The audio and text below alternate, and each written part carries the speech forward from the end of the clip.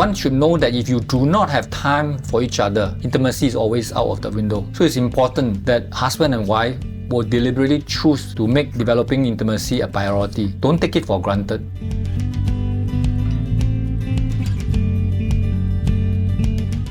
Hello and welcome to the Connect to Marriage podcast. I'm Gary Koh and I'm your host for this episode.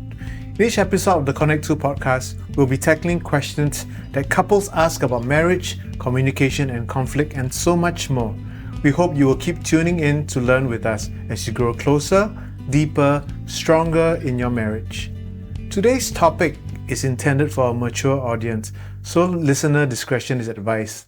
Husbands and wives listening in, you may want to direct the attention of your young children elsewhere. Today we have the privilege to have Stephen and Michelle Chan here with us in the studio. Welcome to the Connect 2 podcast. Hi, thank you, Gary. Hi. Michelle and Stephen, they have been helping couples to enjoy and strengthen their marriages for the past 20 over years. And it's a privilege and joy to have them here with us. I'll have them introduce themselves and share a little bit more about their own journey. Hi, I'm Michelle. I've been married to Stephen for 41 years. We have met each other for 50 years. And we have 3 children and we have 4 grandsons.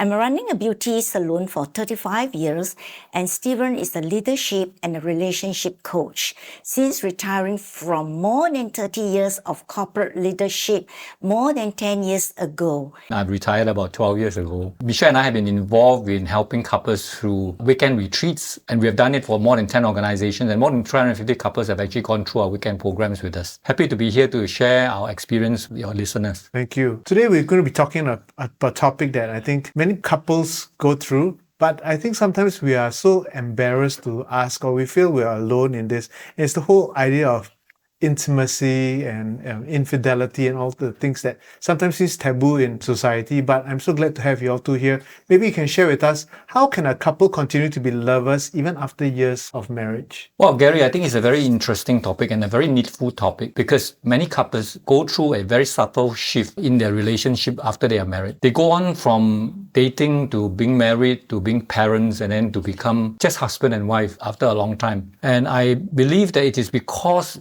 for many couples, the excitement of discovering each other is gone. In the early days of courting, they are actually very excited about each other. They want to know each other better. They want to discover each other. So they look forward to discovering one another through their relationship. But yet, as time sets in their relationship after they are married, the hustle bustle of life, perhaps career building, having parenting responsibilities, these all cause distraction to the development of their own relationship. Most of the time, familiarity and life routines will down relationship, and the couple slowly and unknowingly drifts apart and each feels neglected and unloved.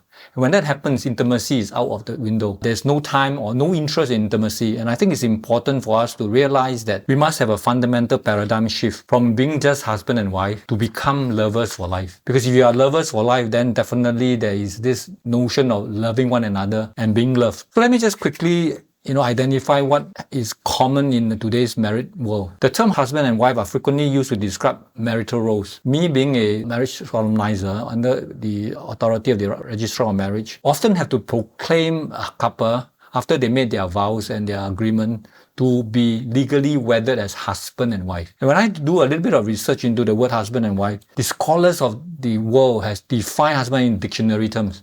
Husband is basically a man married to a woman. And guess what? Wife is a woman married to a man. If you look at this scholastic definition, love is not involved. The word love does not exist in the definition of husband and wife. But yet, it is because of love that husband and wife marry one another. So it's important to have this paradigm shift, to move away from the legal roles to having this notion that you are lovers. You were lover once before. You must continue to be lovers for the rest of your life. So I think over time, the sense of application in a legalistic role would take precedence over couples' passion, couples' intimacy. Therefore, redefining the word of the relationship to be lovers and lovers for life allows the couple to enjoy the relationship that they started off in the first place. Well, as a wife, you need to see to the need of her husband. Being so busy in this society, the wife is always trying to look after children and even a career, and even a husband is so busy in their career. As husband and wife, we need to have this intimacy because I believe this intimacy will kill infidelity. So we need to really make time for each other.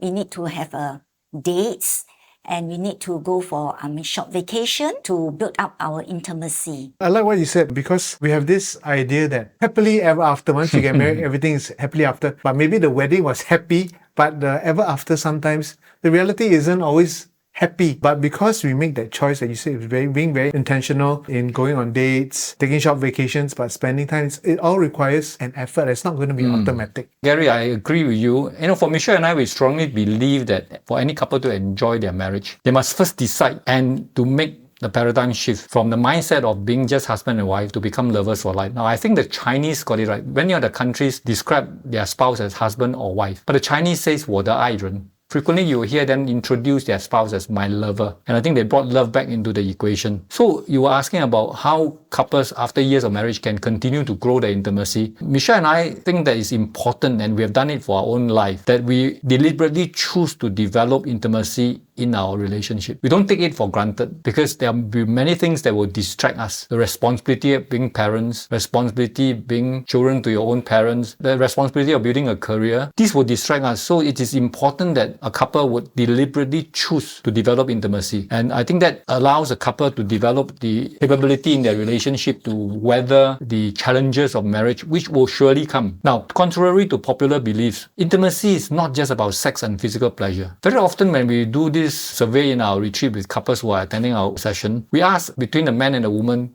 what is the first two words that comes to their mind when we use the word intimacy? Typically, the man will say sex and the physical body, whereas women will say emotional connection, to feel assured and loved. Typically, that's the case. So we are wired very differently. Although we are wired differently, the desire to develop the intimacy must happen. So the man's identity of intimacy, if it is very sexual, then the wife must understand that that's how he sees intimacy. But yet at the same time, the man must understand that the wife sees intimacy differently, and then must offer that level of intimacy that the wife can appreciate. Then the two can connect. Now, interestingly, there's a book called The 5 Sex Needs of Men and Women, and this is written by a clinical psychologist in the United States. And he did a large survey over 2,500 couples to discover what are the top 5 sex needs of men and women. Very interestingly, the result shows that the top sex need of a man is not sexual pleasure per se. It's actually mutual satisfaction. At the same time, the top sex need is actually affirmation. They need to be affirmed. Number 2 on the list is a common term which is called connection. Both man and woman want to be connected, not just physically, but more so emotionally. And for some couples, even spiritually. Because these are the things that will develop intimacy. So I would like to propose that intimacy, if you want to develop intimacy, it cannot just be centered around just the sexual part, which is one of the few intimacy that Michelle and I know and practice. Let me introduce the other intimacy that are areas that are important. Marriage is one of the most rewarding things in life. Yet, navigating marriage as newlyweds or an engaged couple can sometimes get overwhelming. Whether it's managing expectations of the in-laws, getting a good grasp of your family finances, or establishing good habits of communication and healthy conflict. Focus on the Family Singapore's marriage preparation program aims to help you build a solid foundation in the early years and prepare you for the adventure of your life. Visit family.org.sg/C2 Marriage Prep for more information today.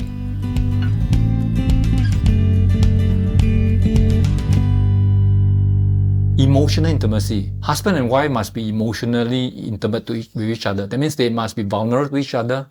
They must be the shoulder that your lover wants to cry on, that you are able to share your intimate concerns. That's emotional intimacy. The second one is recreational intimacy. When you are having recreational activities, are you having it with your spouse or are you having it with your friends and buddies?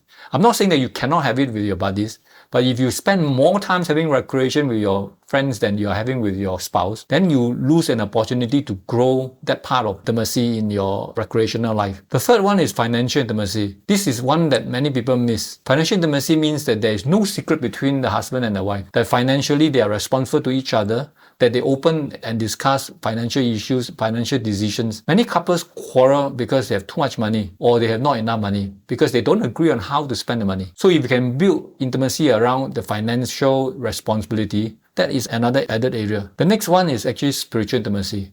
For couples who are religious, that's important that they are spiritually connected to. So there are 5 areas of intimacies, and these 5 areas of intimacy create opportunity and a platform for a couple to develop deep trust, connection, and understanding between them. When these are present, there's a high chance that a couple will enjoy their marriage because it is meaningful. Wow, thank you so much. So it's emotional, sexual, recreational, financial, and spiritual intimacy. That's right. Now, I'm not saying that we should put equal proportion of time to those, but at least cover these 5 areas to be complete. When we think about infidelity, intimacy, we often only gravitate towards the sexual intimacy component. But I think this gives us a bigger perspective and broader perspective of intimacy because it's more than just sex itself. I like what you mentioned about financial intimacy because I'm working with couples. I know very more often than not, if the husband does investments or whether they're doing crypto or anything, they tend not to share with their spouse, whether they think their spouse doesn't understand or they're too afraid to explain the losses they incurred. But that is really a component also about being intimate with one another. Thank you so much for those principles that I think all listeners here today can benefit from. You know, in every podcast, we have a frequently asked question that couples have about marriage. And today's question is this: I usually feel a need for intimacy, but not really a desire for sex. Before we got married, we looked forward to it with great anticipation, but after getting married and having kids, the desire for sex seemed to disappear. How can we enjoy sex again? Wow, this sounds like a question from a woman. But I want to say, Gary, that this is not just a question that can come from a woman, it can also come from a man. Because in today's world, both men and women, they are highly stressed. And if they are highly stressed, then the desire for sex drops naturally. Because there's too many things that they have to do. Based on Michelle and my experience, when we went on from dating to being married and to being parents and carrying different responsibility, there are pressures that we have to take. But I thank God that Michelle is one who actually understood this in the very early days of our marriage, and she actually have prioritized developing intimacy. Both of us has prioritized developing intimacy in our marriage to grow our marriage then. One should know that if you do not have time for each other, intimacy is always out of the window. So it's important that husband and wife will deliberately choose to make developing intimacy a priority. Don't take it for granted. I want to thank Michelle that she has been most understanding in the last 41 years of our marriage, that she has decided and chose to satisfy me sexually. And that kicks infidelity out of the room altogether because she satisfied me so much that there's no room for me to think about having sex with another woman. Thank you, Michelle. When my husband is in this working, traveling, and after a long trip and he's back, you need to know that his sexual needs. So you have to be prepared and to entertain your husband so that he will not be left alone because when he travels, he's lonely. So you really need to make time to spend and to have intimate relationship with him when he returns from his trip. Today's world, you're a working mom, you're a wife, you are taking care of your children also. How did you manage to even find energy just to have sexual intimacy with your spouse? So you really need to keep yourself fit. So in that sense that you really need to exercise, you need to make sure that you have essential oils to keep you awake and alive and be romantic. Otherwise, you are very tired. Looking after children, working the whole day, I mean, it's not easy. But I believe if you take time to build yourself up and to build this family and to give your husband your love, and he will be so well loved by you, and that this intimacy being created. I must say that, Gary, that I've learned in our relationship that me as a husband also need to be understanding because Michelle takes up so many roles and there are times that she's really, really tired. And even if I have a sexual need, I should be considerate for her, not to over-pressurize her. We learn from our mistake along the way. After 41 years of marriage, I think we have grown to a position that we understand each other deeply. And this allows us to give this advice for couples. Don't take sex for granted, but plan time for sex. When I was traveling a lot, I actually literally schedule on a calendar when we want to have sex. It sounds a little bit mechanical, but it works a great deal to help us because while we were separated, we sort of, each of us agree on, hey, this date I'll be back. Let's, enjoy ourselves to each other in intimacy. And the good thing about it is that because we planned it and there's the date that we want to come to together, there's an anticipation along the way. And that's great foreplay. In fact, before we meet for that date where we will enjoy each other, we start texting each other, and that sex creates an opportunity for us to have mental foreplay, which is the most powerful foreplay compared to physical foreplay, because the mind begins to activate the desire for each other, and when we come together, we explore into each other and enjoy ourselves. So I want to advise couples, number one, plan time for sex. Don't take it for granted. And secondly, it's important that they bring romance back into their relationship. Go for dates. Like Michelle said, we will spend time together dating. We leave our children at home. Thankfully, I had a parent who was able to help us with the children.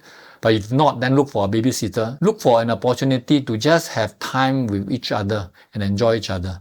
I think that will help to grow the intimacy and strengthen your marriage. Thank you so much for the time to explain to us, especially to all listeners, on this whole topic of intimacy. Before we wrap up, do you have any word of encouragement or final tips for listeners tuning in? I would encourage couples to have more sex, because when you have more sex, you will have the secretion of happy hormones, and then you make life happier as husband and wife, to be lovers for life. I would advise the couples, number one, not to take sex for granted, but deliberately plan time for it.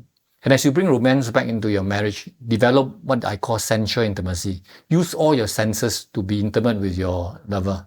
And finally, when a couple determines to treat each other as a lover, the marriage will surely grow strong and fulfilling. Well, thank you so much, Stephen and Michelle. In each podcast, we end off with a couple challenge for couples to do and share with each other something that they've learned. So take the next 5 minutes to share with each other what are some things you can say no to this week in order to say yes to sex. We hope you've enjoyed this episode and also picked up some good tips from Stephen and Michelle today. But do make sure you tune in to our next episode as we continue to have both of them on the podcast again. If you're looking out for more practical resources to grow your marriage, do visit our website at family.org.sg to browse our articles or check out our upcoming marriage programs. Also, don't hesitate to follow us on Facebook and Instagram for helpful family life resources. If you have questions on marriage, you can message us on social media. We hope you followed and subscribed to our Connect 2 podcast, or share this episode with a friend who may also benefit from it. Thank you for tuning in, and until next time, take care of yourself and your spouse.